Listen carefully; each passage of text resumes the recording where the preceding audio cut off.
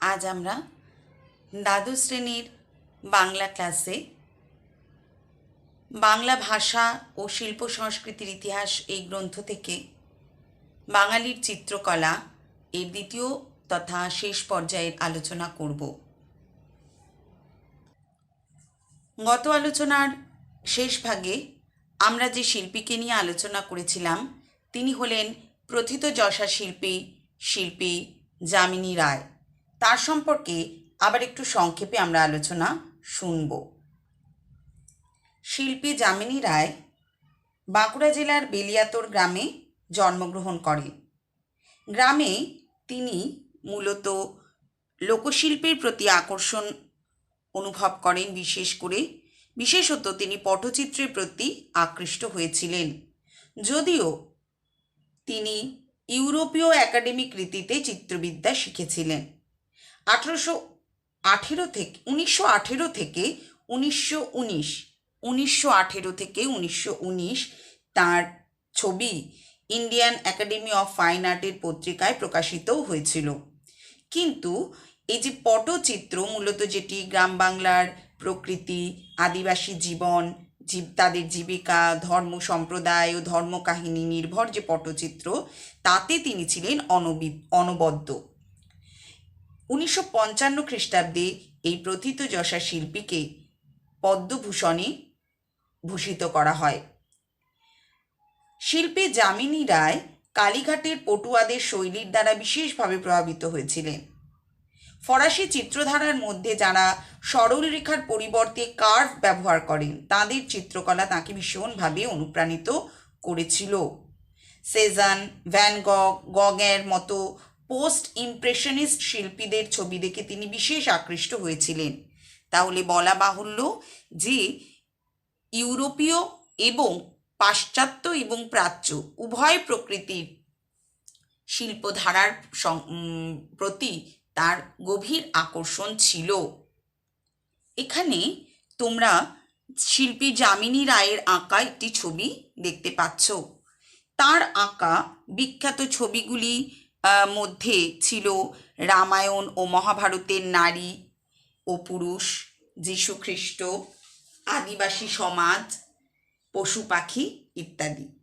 তার চিত্রের একটা বিশেষ বৈশিষ্ট্য হচ্ছে তার চিত্রের যারা চরিত্র তাদের আয়তচক্ষু। আর এই পুরো এই যে ধরনের তিনি চিত্র অঙ্কন করতেন তার মধ্যে পটচিত্র ছিল অন্যতম। ছোটবেলা থেকেই পটচিত্রের প্রতি তিনি ভীষণভাবে আকর্ষণ অনুভব করেছেন এবং তার প্রভাব তার চিত্রকলার মধ্যে সারা জীবনই থেকে গেছে। শিল্পী যামিনী রায় আমাদের বড় প্রশ্ন হিসেবে ভালো করে তৈরি করতে হবে। এবার আমরা আরও দুজন শিল্পীদের কথা শুনব।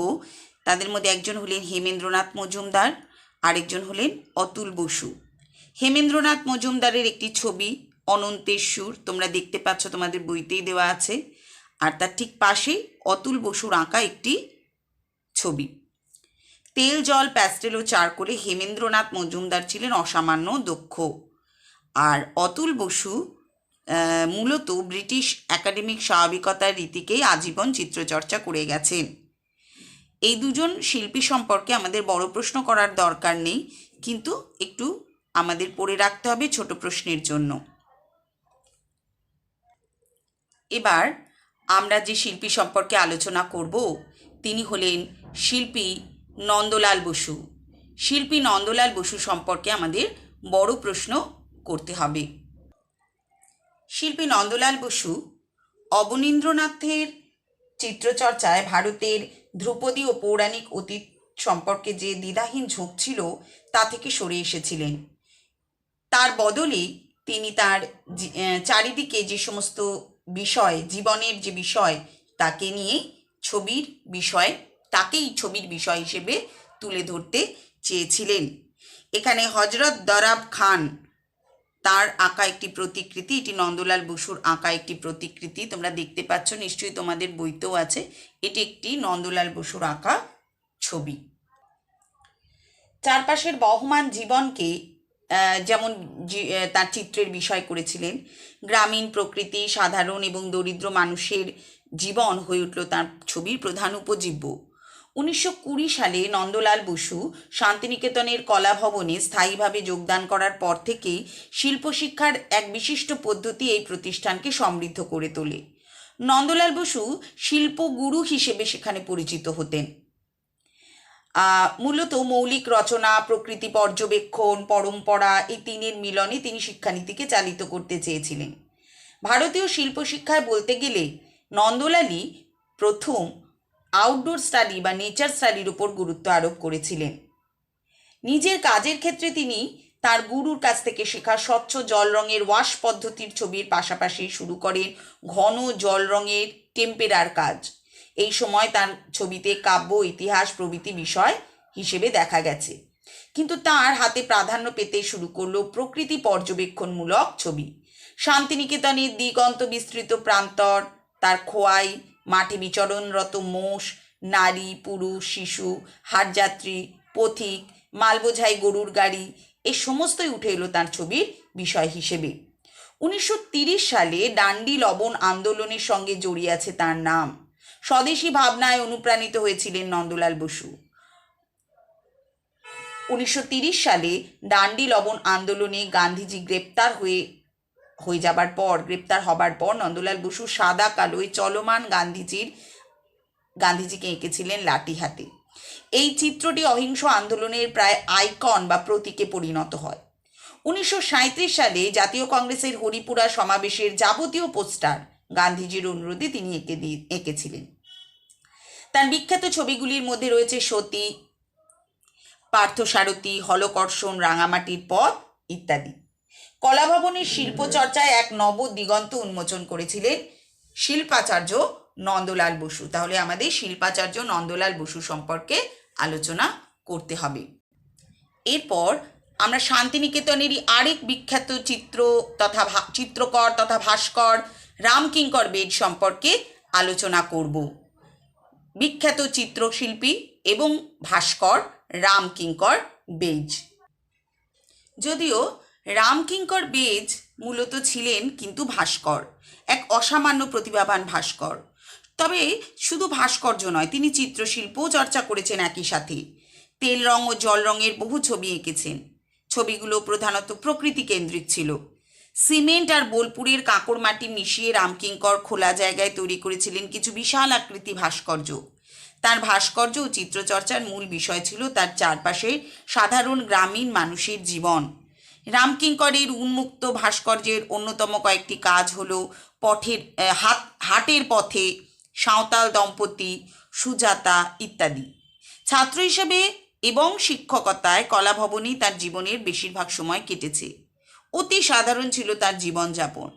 দারিদ্র্য সত্ত্বেও দেশের দীপ্ত মুখচ্ছবিকে সারা বিশ্বের কাছে উপহার দিয়ে গেছেন এই সার্থক শিল্পী। রামকিঙ্কর বেজ একজন অসামান্য শিল্পী, যদিও তিনি কিন্তু সারা জীবন সংগ্রামের মধ্য দিয়ে তাকে অতিবাহিত করতে হয়েছে। এরপর আমরা আলোচনা করব বিনোদ বিহারী মুখোপাধ্যায়, নন্দলাল বসুর আরেকজন অন্যতম কৃতী ছাত্র। দৃষ্টিশক্তি দুর্বল হওয়ায় তিনি নিজের প্রতিভায় তিনি অসামান্য চিত্রশিল্পী হয়ে ওঠেন। নন্দলাল বসুর তত্ত্বাবধানে দেওয়াল চিত্র বা ভিত্তিচিত্রের, যাকে বলা হয় মুরাল, যে চর্চা শুরু হয়েছিল বিনোদ বিহারীর হাতে, তা সম্প্রসারিত ও সমৃদ্ধ হয়। তিনি দেওয়াল চিত্রকে আধুনিক চিত্রশিল্পের এক মাধ্যমে পরিণত করেছিলেন। তার শ্রেষ্ঠ ভিত্তি চিত্রটি হলো বিশ্বভারতীর হিন্দি ভবনের দেওয়ালে আঁকা 77 ফুট বিস্তৃত 8 ফুট দীর্ঘ বিরাট আকার ছবি। ছবিটি মধ্যযুগের সন্তগণ নামে পরিচিত। এটি ছোট প্রশ্ন হিসেবে আমাদেরকে কিন্তু মনে রাখতে হবে। মধ্যযুগের সন্তগণ। অস্বচ্ছ জল রঙে কখনো নিস্তরঙ্গ প্রকৃতির ছবি এঁকেছেন, আবার তিনি কখনো তার ছবিতে মিশিয়েছেন অলঙ্করণকে। চীন জাপানের ক্যালিগ্রাফিক তুলির চালনায় আবার কখনো তার কাজে উঠে এসেছে এক দ্রুততার আবহ। তবে শিল্পকর্মে কোথাও আবহ সঙ্গীতের মতো জেগে থাকে তার এক বিষণ্ণতা, কিছুটা নির্লিপ্ততাও বটে। এখানে আমরা বিনোদ বিহারী মুখোপাধ্যায়ের আঁকা একটি ছবি বানারস ঘাট এটি দেখতে পাচ্ছি।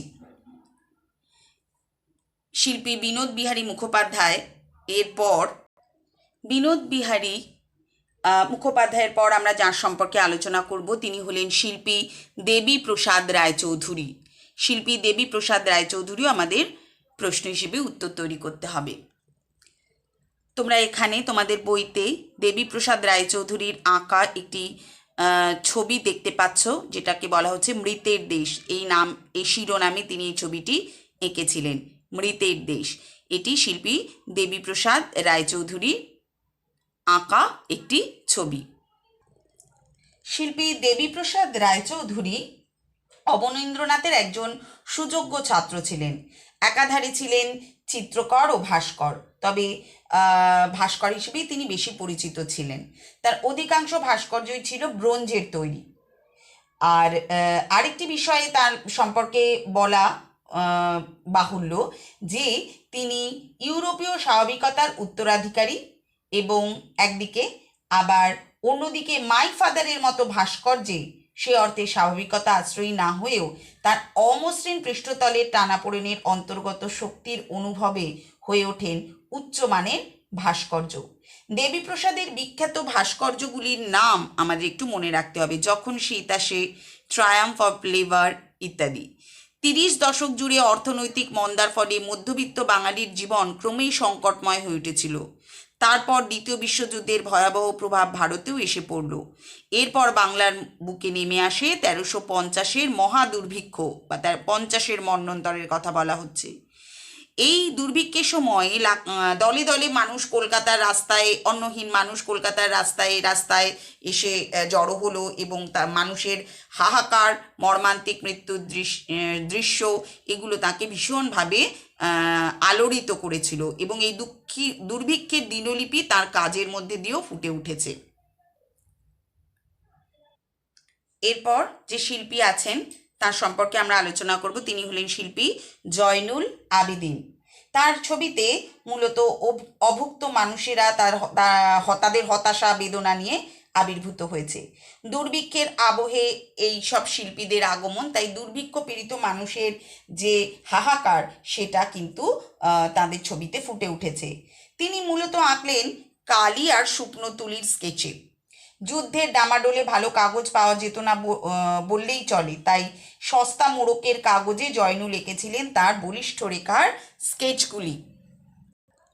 দেখো তোমাদের বইতে এখানে যে মাঝখানে যে স্কেচটি, সেটি একটি দুর্ভিক্ষ বা মন্বন্তরের সময়কালীন ফুটপাতের দৃশ্য, সেটি জয়নুল আবেদিনের আঁকা। এই ছবিগুলি এই মহামন্বন্তরের এক মহামূল্য দলিল হিসেবে আমরা গ্রহণ করতে পারি। এরপর যার সম্পর্কে আলোচনা করব তিনি হচ্ছেন চিত্তপ্রসাদ। কোনো আর্ট স্কুলে বা প্রাতিষ্ঠানিক শিক্ষা অর্জন করার সুযোগ পাননি তিনি, কিন্তু অনন্য চিত্রভাষা তৈরি করে তোলার ক্ষেত্রে তার যে এই প্রাতিষ্ঠানিক শিক্ষার অভাব কোনোভাবে বাধা হয়ে দাঁড়ায়নি। দ্বিতীয় মহাযুদ্ধের শুরুর সময় থেকেই চিত্তপ্রসাদ ছিলেন বামপন্থী কমিউনিস্ট আন্দোলনের সঙ্গে যুক্ত। দুর্ভিক্ষের বছরে তিনি গ্রামে গ্রামে ঘুরে ছবি এঁকেছেন পত্রপত্রিকায় প্রকাশিত করার জন্য। কালো কালির ব্যবহারে তিনি ছিলেন সিদ্ধহস্ত। এই যে ছবিটি, সেটি হচ্ছে চিত্তপ্রসাদের আঁকা। তারপর শিল্পী সোমনাথ হোর। ভাস্কর্য ছিল তার মূলত তার প্রধান প্রকাশ মাধ্যম, কিন্তু তার পাশাপাশি ছাপাই ছবির ক্ষেত্রেও তিনি বিশেষ দক্ষতার পরিচয় দিয়েছেন। অল্প বয়সী চিত্তপ্রসাদের সঙ্গে মন্বন্তর পীড়িত গ্রামে গ্রামে ঘুরে নিরন্ন ক্ষুধার্ত মানুষের চাক্ষুষ চিত্রাঙ্কন করেছিলেন। তার ব্রোঞ্জের ভাস্কর্যগুলিও দর্শকের নিবিড় মনোযোগ দাবি করে। তার সবচেয়ে মনে রাখার মতো যে সিরিজ, সেটা হচ্ছে উন্ডস। সেটি সাদার ওপর সাদা গ্রাফিক্সের কাজে তিনি ফুটিয়ে তুলেছেন এই ক্ষতচিহ্নগুলিকে। তাহলে এই উন্ডস সিরিজটির নাম আমাদের মনে রাখতে হবে, এটি শিল্পী সোমনাথ হোরের আঁকা। এই যে ছবি, এই ছবিটিও শিল্পী সোমনাথ হোরের আঁকা। এরপর আমরা দেখি দ্বিতীয় মহাযুদ্ধ আর দুর্ভিক্ষের সংকটকালের প্রেক্ষাপটে এক নতুন শিল্পী গোষ্ঠীর আগমন ঘটল, যার নাম ক্যালকাটা গ্রুপ। এটি প্রতিষ্ঠিত হয় 1943-এ। এই দুর্দিনে নতুন যুগোপযোগী এক শিল্পধারার সন্ধানের তাগিদে এই গোষ্ঠীর সদস্যরা এগিয়ে এসেছিলেন। পাশ্চাত্য জগতের শিল্পীদের পরীক্ষা নিরীক্ষার ভিত্তিতে কলা শিল্পের ভাষাকে আরও শক্তিশালী করে তোলবার লক্ষ্যে ক্যালকাটা গ্রুপের প্রতিষ্ঠাতারা এগিয়ে এসেছিলেন। এর প্রতিষ্ঠাতা সদস্য ছিলেন 8 জন: প্রদোষ দাশগুপ্ত, শুভ ঠাকুর, রথীন মৈত্র, গোপাল ঘোষ, পরিতোষ সেন, নীরদ মজুমদার, কমলা দাশগুপ্ত ও প্রাণকৃষ্ণ পাল। ঠিক আছে? আচ্ছা, এরপর আমরা গোপাল ঘোষ সম্পর্কে একটু আলোচনা করব। গোপাল ঘোষ তার সমসাময়িক শিল্পীদের কাজের তুলনায় তার কাজ হচ্ছে বিপুল। তার নিসর্গ চিত্রের ক্ষেত্রে প্রকৃতই তিনি ছিলেন অগ্রগণ্য তার সমসাময়িক শিল্পীদের মধ্যে। তার নিসর্গ চিত্রগুলি তিনি মূলত এঁকেছেন ঘন জল রঙে এবং প্যাস্টেলে এবং দুয়ের মিশ্রণে। তার তুলিতে ভারতের নিসর্গ, বিশেষ করে বাংলার সবুজ জলজ প্রকৃতি অপরূপ লাভ করেছে। এবার আমরা আলোচনা করব শিল্পী প্রদোষ দাশগুপ্তকে নিয়ে। প্রধানত প্লাস্টার, ব্রোঞ্জ, সিমেন্ট ও টেরাকোটার মাধ্যমে তিনি ভাস্কর্য রচনা করেছেন। লন্ডনের রয়্যাল একাডেমিতে তিনি ধ্রুপদী রীতির অনুশীলনের পাশাপাশি প্যারিসে সমকালীন প্রথায় অভিজ্ঞতা সঞ্চয় করেছিলেন। তার রচনাগুলির মধ্যে দি মাদার এটি সবচেয়ে উল্লেখযোগ্য। দি মাদার হচ্ছে সবচেয়ে উল্লেখযোগ্য। কলকাতার কলেজ স্কোয়ারে প্রতিষ্ঠিত আচার্য প্রফুল্লচন্দ্র রায়ের যে পূর্ণাকার শ্বেতপাথরের মূর্তি, সেটিও তার গড়া। এটা কিন্তু ছোট প্রশ্নের জন্য আমাদের মনে রাখতে হবে।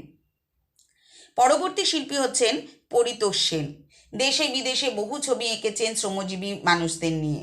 সমাজের অধিকারের দিকগুলি প্রতি তার ব্যঙ্গ মিশ্রিত কটাক্ষ ছিল। তার রচিত উল্লেখযোগ্য ছবিগুলি হলো তরমুজ রসিক, বাবু, বাড়ে গোলাম আলী। পরবর্তী হচ্ছেন গোবর্ধন আশ, শিল্পী গোবর্ধন আশ।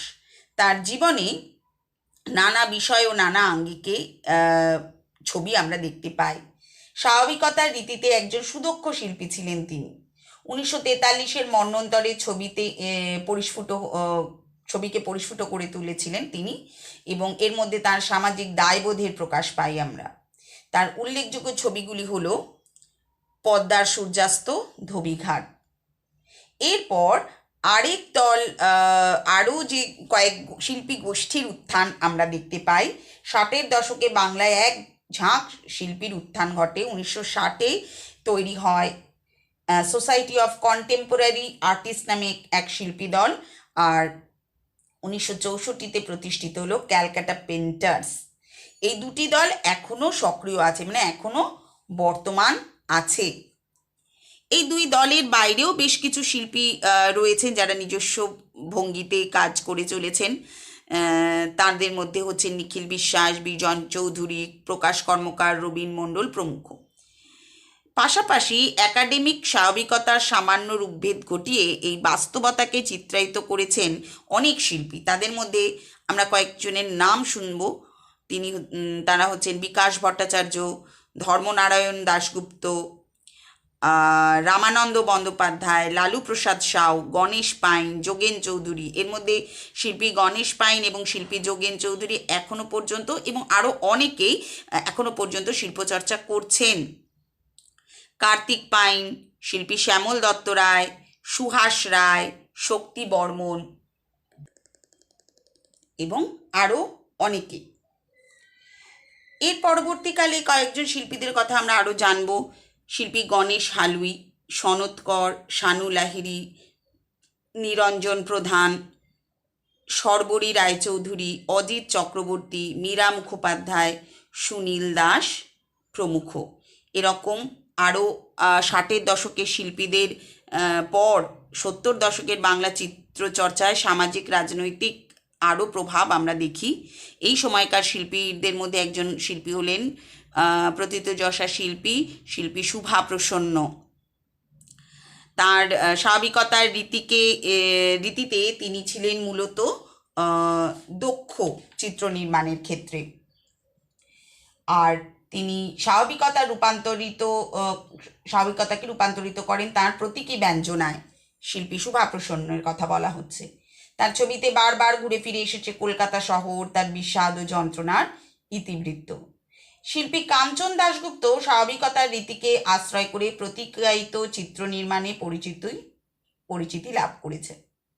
তাহলে এই সমস্ত শিল্পীদের সম্পর্কে আমরা একটু ছোট প্রশ্নের মতো করে একটু তাদের শৈলী, তাদের আঁকা, তাদের বৈশিষ্ট্য এগুলো আমরা একটুখানি দেখে রাখবো।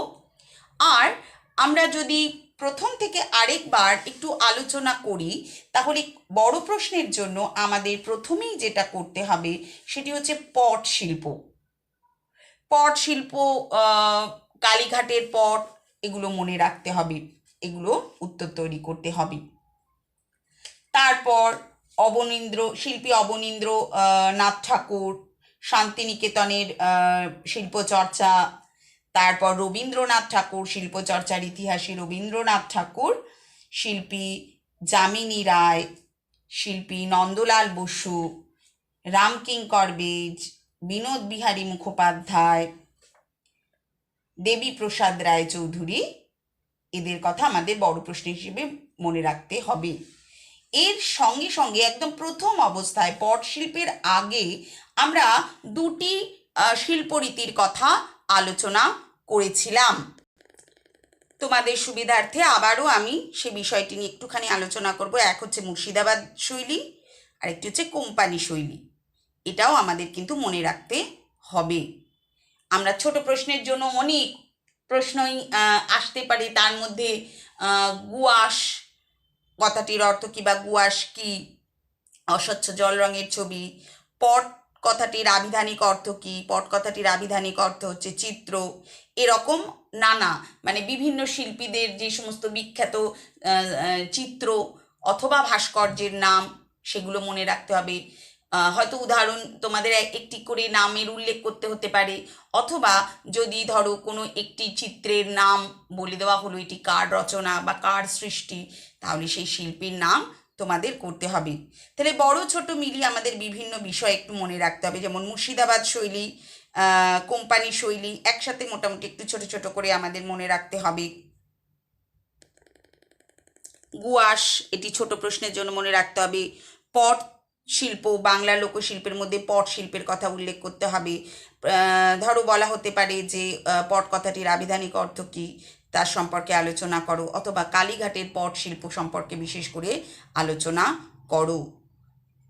আর এছাড়া বিভিন্ন শিল্পীদের সম্পর্কে আমরা বললাম যাদের সম্পর্কে আলোচনা করতেই হবে, তার মধ্যে অবনীন্দ্রনাথ ঠাকুর, রবীন্দ্রনাথ ঠাকুর, যামিনী রায়, নন্দলাল বসু, রামকিঙ্কর বেজ, বিনোদ বিহারী মুখোপাধ্যায়, দেবীপ্রসাদ রায়চৌধুরী প্রমুখ। এর সাথে জয়নুল আবেদিন এবং সোমনাথর একসাথে দুটো 5 নম্বরের মতো করতে হবে, দুটো মিলিয়ে 5 নম্বরের মতো করতে হবে আমাদের একটুখানি। আর এরপরেই দেখবে আরেকটি বিভিন্ন শিল্প প্রতিষ্ঠানের নাম দেওয়া রয়েছে।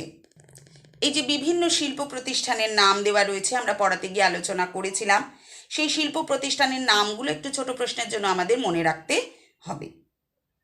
তাহলে আমরা যে বাঙালির চিত্রকলা, যেটি আমাদের যে দ্বিতীয় বই বাংলা ভাষা ও শিল্প সাহিত্য সংস্কৃতির ইতিহাস, তার দ্বিতীয় অধ্যায় যেটি বাংলা শিল্প সংস্কৃতির ইতিহাসের এই প্রথম পর্বের যে দ্বিতীয় অধ্যায় বাঙালির চিত্রকলা, তার আলোচনা আমরা আজকে তাহলে এখানেই শেষ করলাম।